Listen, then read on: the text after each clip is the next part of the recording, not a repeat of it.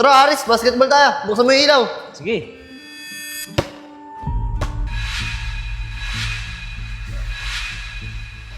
Mga tol! Andito sila Isko! Bakit? Ano nangyari? Tignan nyo, umuwi pa! Nico! Sep! Uminga pa si Nico! Aris, kalaga mo! Enchong, gising! Jung! Gising, Enchong! Enchong! Nick, tayo natin! Sko! Busy ka! Sko, ano nangyari? Sino may gawa sa inyo yan? Naloko na. Kung kailan wala sila Jill, tsaka dumating tong mga to. Maganda kayo. Papalaban tayo. Kaya yan! Tara! Nandito na naman kayo. Kung nalamangan nyo kami noong nakaraan, kami naman ngayon. Ganun ba? Sige! Subukan nyo! Subukan nyo! Puputo ko kayo! Teka, ano ibig sabihin yan?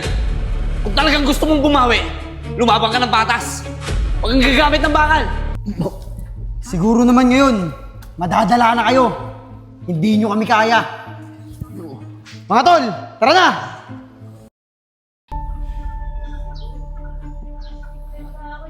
Ano? Ito na lang ba tayo? Asan ang iba? Gil, baka natakot na. Dahil sa mga ginawa sa kanila ng grupo ni Joseph. Bakit kasi pumayag sila na maggulpi ng grupo nila Joseph eh? Bakit hindi sila lumaban? Mahirap makipagsabayan sa kanila dahil may mga dala silang kargada. Kami wala. Anong ibig mo sabihin? Anong kargada? May dala silang baril eh. Kaya di na kami nakalaban. Yun na nga ba yung sinasabi ko eh.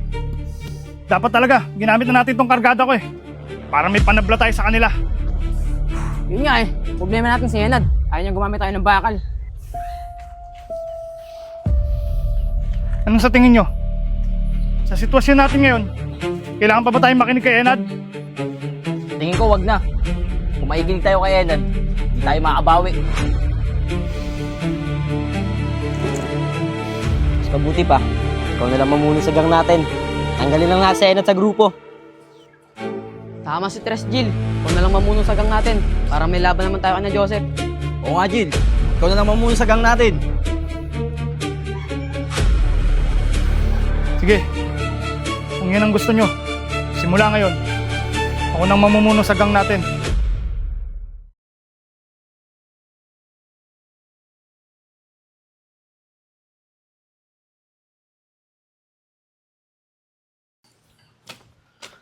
Tumabi ka nga dyan. Ako sa kabila.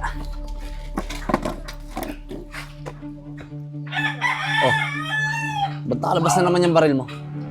Tago mo nga yan. Subukan muna, may pag-uusapan tayo.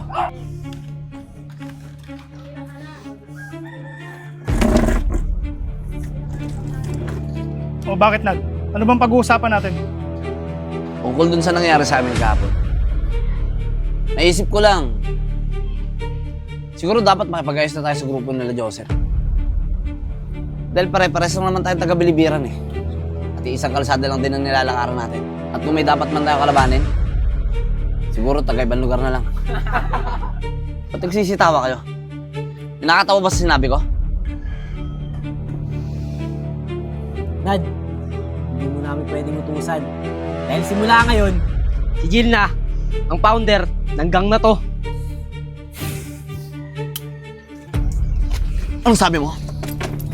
Isamantalang kahapon. Sinabi mo sa akin na hindi mo ako iiwan, di ba? Ano ibig sabihin nito? Kahapon yun, hindi na ngayon. Dahil pinabayaan mo kami mabugbog ng grupo ni Joseph. Kaya Nad, simula ngayon, tanggal ka na sa gang natin. Di pwede yan. Dahil ako nagsimula at nagtayo ng gang na to. Ayaw mong malis. Hindi kailangan mo sumunod sa magiging utos ko. Dahil ako nang awak sa gang na to. Baka naman nabigla lang kayo sa mga nangyari kahapon. Kaya nililamon kayo ng galit. Dahil gusto nyo gumante. Kaya ako nga sa inyo, pag-isipan nyo yung mga desisyon nyo. Bukas na lang ulit tayo mag-usap-usap.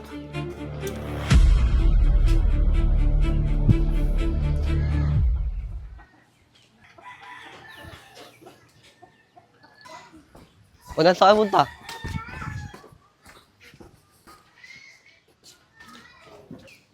Mga tol, nangyari kayo, Nad. Hindi na siya ang leader natin. Simula ngayon, si Jill na ang leader natin ngayon. Aba, himala. Wala pa si Vince, si Enchong, si Joseph, tsaka si Aris ah. Baka naman magkakasama sila. Ano yun? Sila lang magkasama? Tapos di tayo sinabihan? Parang imposible naman ata yun. Tingin ko hindi magkakasama mga yun. Baka nagkataon lang na sabay-sabay sila hindi pupunta. Oo nga. Tama si Randy.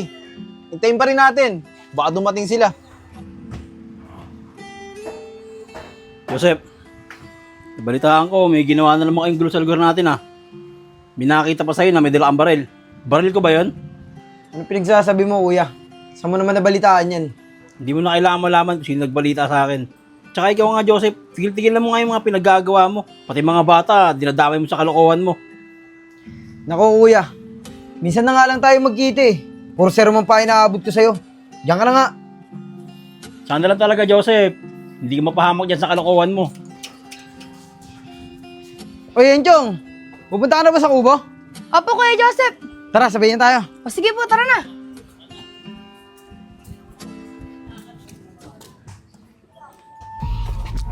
Kuya Joseph po, si Enad. Ayos. Mag-isa lang siya. Tara. Nad. Alas mo. Na-chepuan ka namin na mag-isa ka lang. Sep, teka lang.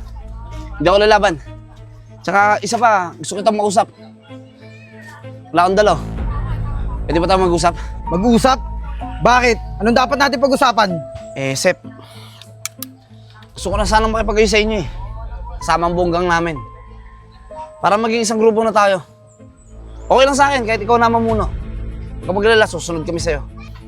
Nad, parang hindi naman kapanipaniwala yan sinasabi mo. Mukhang siniset-up mo lang kami ah. Nad, ito tandaan mo.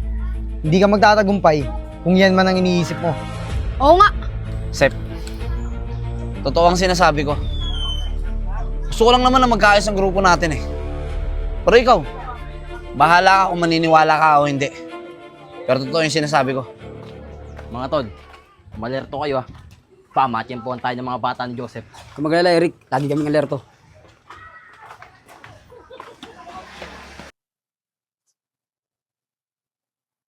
Mga tol, kayo lalabas. Bakit, tol? May kalaban ba? Nakita ko si Enad. Kausap siya Joseph. Talaga ba, Eric? Oo, kung gusto nyo, tignan nyo. O sige Nad, pag-iisipan ko yung sinabi mo. Salamat, Sep. Antay ko yung desisyon mo. Mukhang tinatraitor tayo ni Enad. Kailangan itong malaman ni Jin. Oo nga eh, tara. Chong, tara na.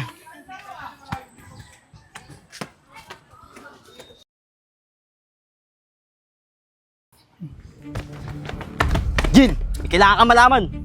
Ano yun? Nakita namin si Enad. Kausap si Joseph. Mukhang tinatraitor tayo ni Enad.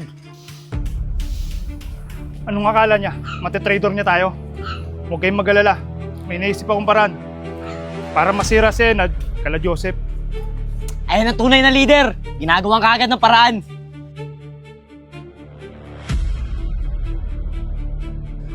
Tara Chong, dito sila sa court. Oh mga tol, ba't dyan kayo nakatambay? Mainit kasi sa kubo, Sep eh. Nga pala, ba't ngayon lang kayo? Saan kayo galing? Galing ako sa bahay. Tinanghali kasi ako ng gising, kaya ngayon lang ako nakapunta. Yan naman sa Enchong, nadaanan ko lang yan dyan. Sinabay ko na. Siya nga pala, may sasabihin ako sa inyo importante. Bakit, Sep? Ano ba yung importante sasabihin mo? Kinausap kami ni Enad kanina. Ang balak niya, makipag-ayos sa atin. Para magsalim daw yung gang nila, tsaka yung gang natin. Pero ang kagandahan doon, ako pa rin daw yung mamumuno. At susunod lang sila sa atin. Ano sa tingin nyo? Ayos yun, Sep. Dapat pumayag ka na. Para marami na tayo. Sep, di kaya setup yan? Baka madihado tayo niyan. Tama si Nick. Baka mamaya setup lang yan para mapabagsak yung gang natin. Yun nga rin ang iniisip ko eh. Kaya hindi ako pumayag. Pero kung may pag-ayos man tayo sa kanila, dito ko sila papupuntahin. Para kung may masama man silang plano sa atin, hindi sila tatagos.